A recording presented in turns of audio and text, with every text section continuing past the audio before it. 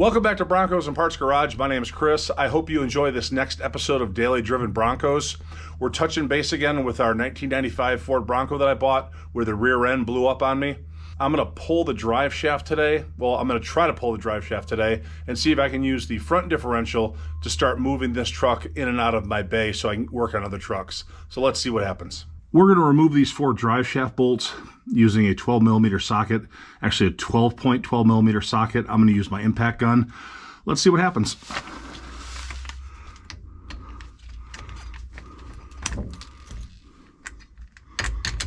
Oh, come on.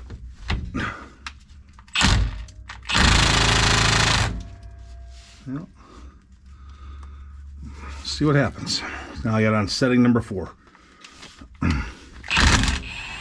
Well, that was pretty easy. Thought those would put up a fight. I did lubricate them a little bit.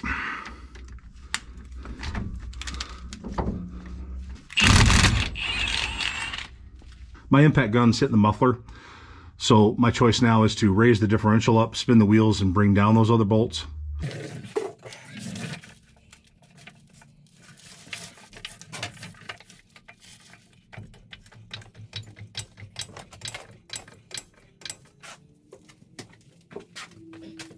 All right, I've got the rear end lifted up. Let's turn these wheels until the other drive shaft bolts are exposed for the impact.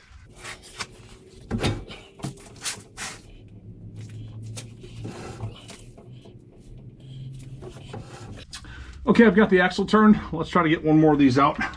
We'll have to do one at a time. Get that locked down, that 12 point. Oop. And reverse. Man, I love this impact, I tell you what. And let's see if I can get this one out. Yeah, I can get this one out too. I don't want this thing falling on my head, so I'm gonna have to catch it real quick. Hopefully I'll be able to get this truck out of this bay relatively quick. And we've got all 4 out. Well, it took a minute.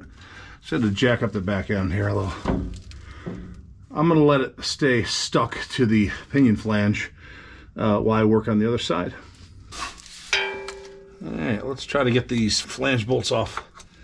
Is that on there? Yeah, we got her on there.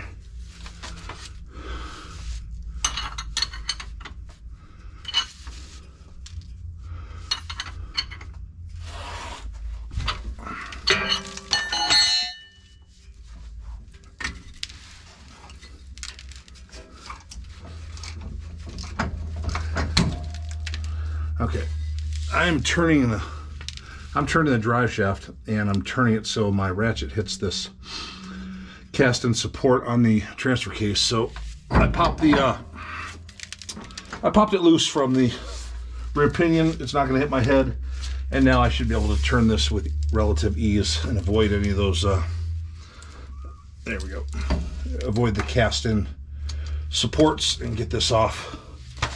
Now I just have to hold it with my other hand while I use these wrenches as leverage without killing myself. Yeah, see now that's going to turn.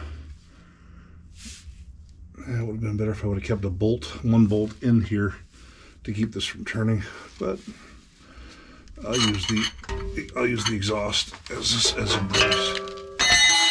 Yeah. Let's get this one out. I know these get tricky to get out because you back them out too far, and then you've got no room to remove the socket because the transfer case flange is in the way.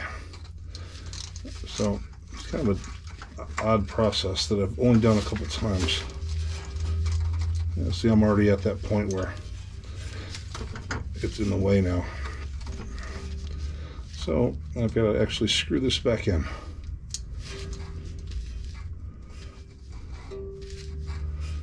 To get my socket out.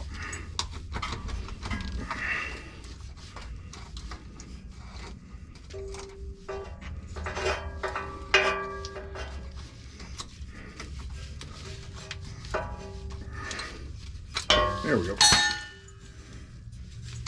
And I can back this out with my fingers now.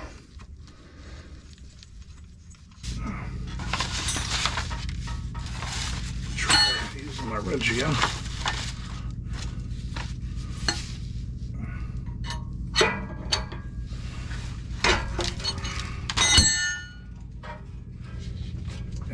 Wrench for the win.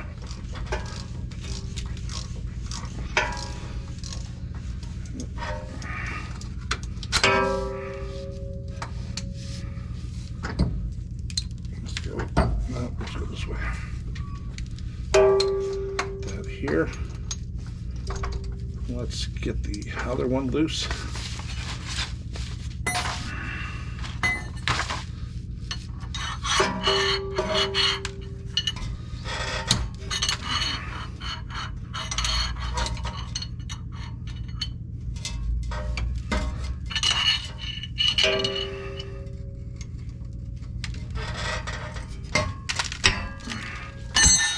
Get that one loose.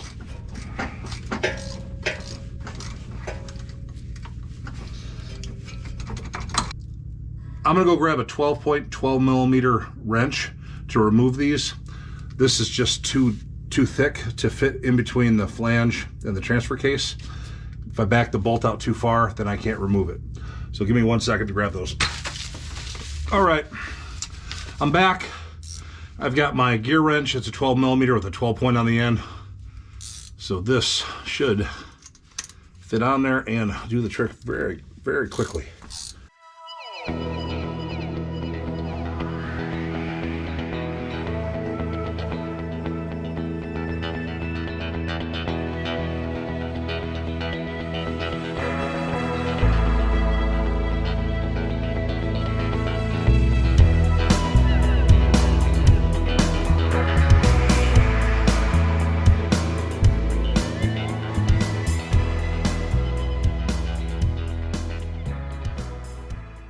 Might be fused together too. We'll see. All right, all 4 bolts are out. This sucker should just pop right away. There we go.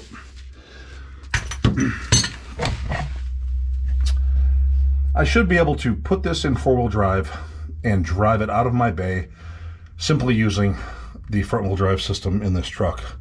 That was not tested when I purchased it. Let's find out right now if it works.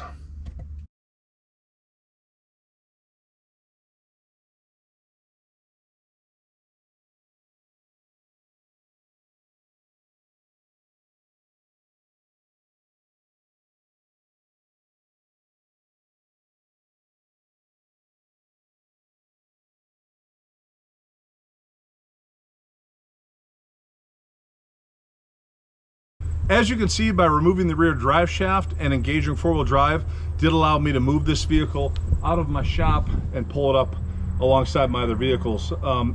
That rear differential is blown out.